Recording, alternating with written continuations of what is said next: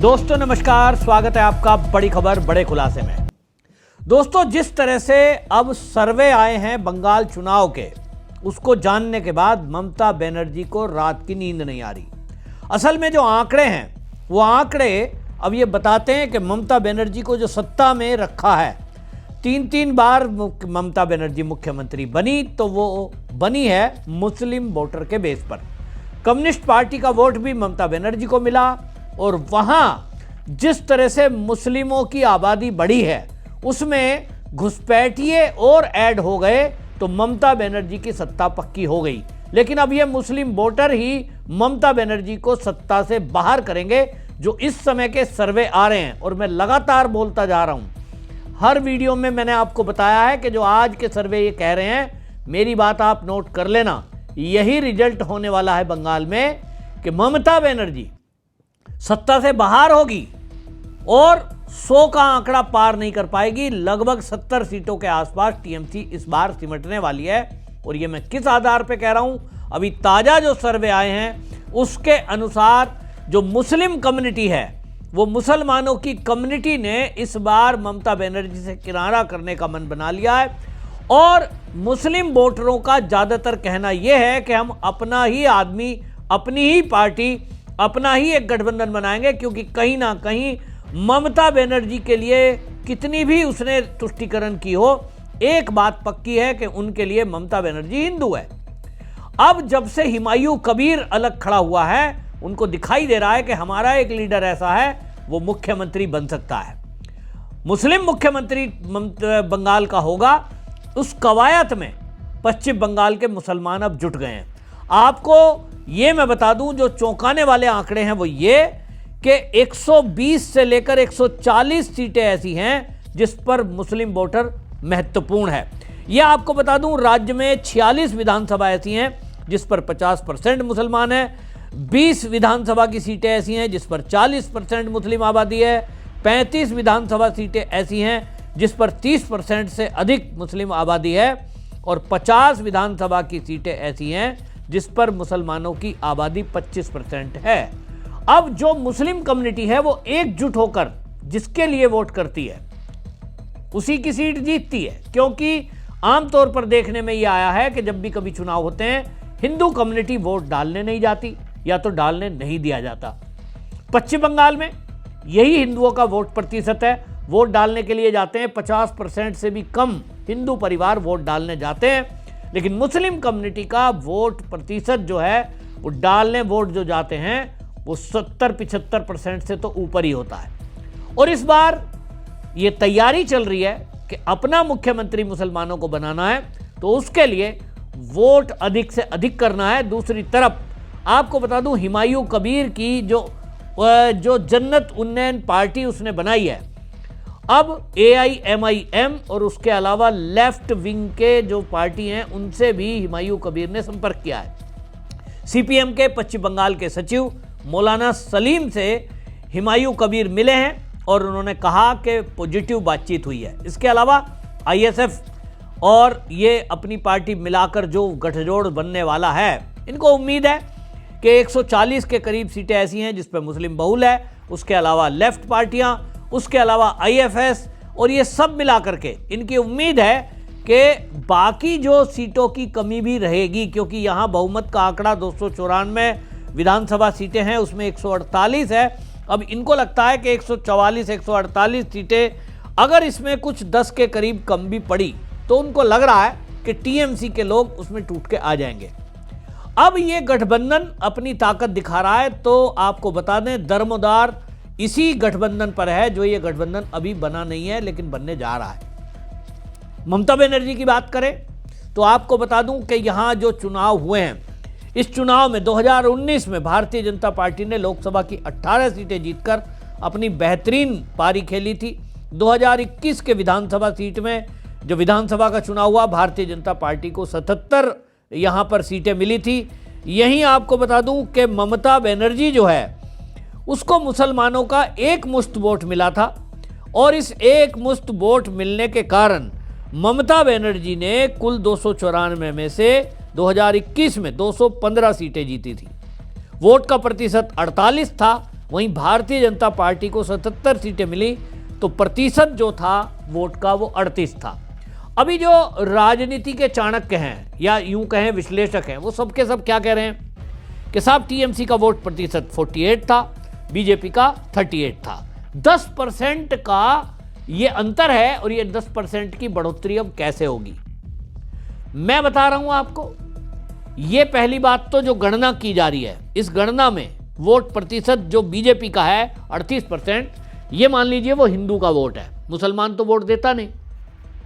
और इस वोट में अगर वोट डालने की आजादी हिंदू वोटर को होती तो निश्चित रूप से यह प्रतिशत भारतीय जनता पार्टी का 40 से 42% होता, 42% आराम से। और अगर घुसपैठिए शामिल वोटर लिस्ट में नहीं होते, फर्जी वोट, बूथ कैप्चरिंग नहीं हुई होती, तो टीएमसी का वोट प्रतिशत जो 48 रहा है, ये किसी भी हालत में 43-44 के आसपास से ज्यादा नहीं जाता। यानी मेरा कहने का, समझाने का मतलब यह है कि भारतीय जनता पार्टी और टीएमसी में मात्र 3 से 4% का अंतर, एक्चुअल अंतर मैं मानता हूं। अब ये 3 से 4% जो अंतर है उसको कैसे पूरा होगा? यानी भारतीय जनता पार्टी और टीएमसी के जो वोट प्रतिशत में अगर 4 से 5% का वोट का अंतर आ जाए, वो भारतीय जनता पार्टी का 5% बढ़े या टीएमसी का 5% घटे, यही तो चाहिए।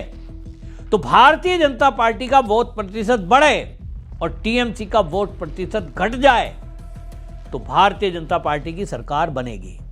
और इसीलिए मैं आपको कहता हूं, हुमायूं कबीर को जो लोग अभी हल्के में ले रहे हैं कि साहब ज्यादा कमाल नहीं कर पाएंगे, क्योंकि ज्यादातर मुसलमान तो टीएमसी को ही वोट करेंगे, क्योंकि बीजेपी को हराने की जो कवायद रखती है वो उसको देखते हैं, उसी को वोट करते हैं। तो अभी चुनाव का अभी समीकरण शुरू नहीं हुआ है।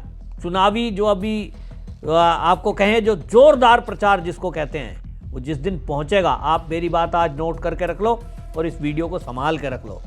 मैं बता रहा हूं कि जो हुमायूं कबीर बाबरी मस्जिद बनाने की घोषणा करके और अब यात्रा निकाल रहे हैं वो बाबरी, 300 करोड़ रुपए का बजट उस बाबरी मस्जिद का रखा है, जिसमें 6 करोड़ रुपए अभी तक कुछ ही दिनों में जुटा लिए गए हैं। पब्लिक बढ़ चढ़ के ले रही है। और अब जो यात्रा निकलेगी, वो जो यात्रा निकालनी शुरू की है हुमायूं कबीर ने, वो लगभग आधे पश्चिम बंगाल को कवर करेगी। और उन सीटों पर वो कवर करने की उनकी तैयारी है जो मुस्लिम बहुल सीटें हैं। जैसे मैंने आपको बताया 120 से 40 ऐसी सीटें हैं, 140 सीटें ऐसी हैं जहां मुस्लिम आबादी ज़्यादा है।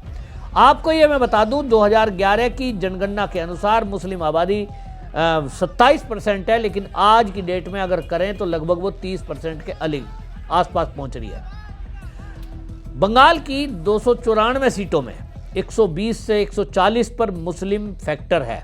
मुर्शिदाबाद जिले में 60% मुसलमान है, उत्तरी दिनाजपुर में 50%, दक्षिण परगना और वीरभूमि में 35%, उत्तर 24 परगना और कूच बिहार और हावड़ा, यहां अगर तीनों जगह लगाएं तो 25% मुस्लिम आबादी है। जो मैंने आपको बताया कि यहां राज्य में 46 विधानसभा ऐसी हैं जिसमें 50% मुस्लिम है, 20 ऐसी जिसमें 40% और 35 सीटें ऐसी हैं जिसमें 30% से अधिक मुस्लिम आबादी है और 50 सीटों पर 25%। निश्चित रूप से ये जो आबादी है यही भारतीय जनता पार्टी को वोट करती नहीं और एक मुश्त टीएमसी को वोट किया, इसीलिए ममता बनर्जी मुख्यमंत्री बनी।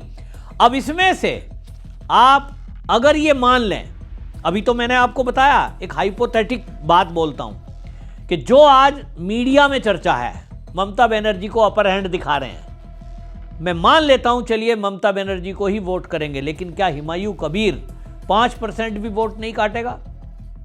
AIMIM क्या 5% मिलकर के नहीं काटेगा? लेफ्ट जब इनके साथ मिलेगा क्या नहीं काटेगा? निश्चित रूप से कटेगी। अभी तक कोई ऑप्शन नहीं था, और जब कोई ऑप्शन लेफ्ट के पास और मुस्लिमों के पास नहीं होता तब भी वो कांग्रेस या समाजवादी पार्टी या बसपा या किसी अन्य को वोट करते हैं। लेकिन अब उनके सामने एक ऑप्शन खड़ा किया जा रहा है और इस ऑप्शन में अब भारतीय जनता पार्टी और योगी आदित्यनाथ का भी तड़का लग चुका है। आपको ध्यान ही होगा, मैंने वीडियो की थी कि योगी जी ने उसको चुनौती दी है हुमायूं कबीर को, और इसके अलावा भारतीय जनता पार्टी के नेता भी अब मैदान में उतरे हैं। तो ध्रुवीकरण होगा और जितना जितना ध्रुवीकरण होता जाएगा उतना ही आप देखेंगे इस चुनाव में, जिस दिन ये पीक पे पहुंचेगा, योगी जी की रैलियां होंगी, मोदी जी की रैलियां होंगी, अमित शाह की रैली होंगी, ध्रुवीकरण होता जाएगा। और इस ध्रुवीकरण का रिजल्ट आप देखेंगे कि जो ममता बनर्जी को जिताने वाली मुस्लिम कम्युनिटी थी वो शिफ्ट होगी और 100 सीट जीतने का कम से कम दावा जो हुमायूं कबीर कर रहा है, निश्चित रूप से मान लीजिए 70 सीटें तो कहीं उसके हाथ से गई नहीं है।